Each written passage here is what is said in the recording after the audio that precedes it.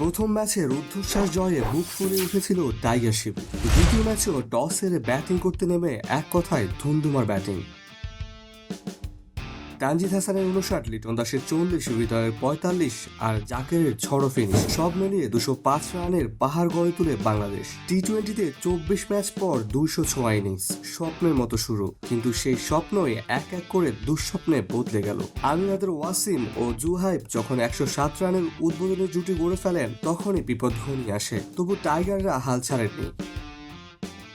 জুটি ভাঙার পর উইকেট হারাতে শুরু করে স্বাগতিকরা। এক সময় ম্যাচ দাঁড়ায় এমন অবস্থায় যেখানে 11 বলে দরকার 29 রান, আর এখান থেকে ঘটে গেল অঘটন। শেষ ওভারে প্রয়োজন ছিল 12 রান। বল হাতে তরুণ তানজিম হাসান সাকিব, কিন্তু একটি ওয়াইড, একটি নো বল আর দু একটা খাটো লেংথের ডেলিভারি ম্যাচ জয় করে নিল আমিরাত। মাত্র 2 রানে হায়দার আলীর বাউন্ডারিতে মুখ থুবড়ে পড়ে বাংলাদেশ।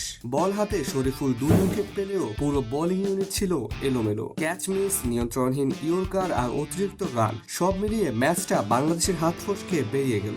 এখন প্রশ্ন একটাই, বাংলাদেশ কি সিরিজ হারবে আমিরাতের কাছে? আগামীকাল একই ভেন্যুতে অনুষ্ঠিত হবে সিরিজ নির্ধারণী ম্যাচ, যেখানে জিততে না পারলে ইতিহাসে প্রথমবারের মতো আমিরাতের কাছে টি-20 সিরিজ হারের লজ্জায় ডুববে বাংলাদেশ।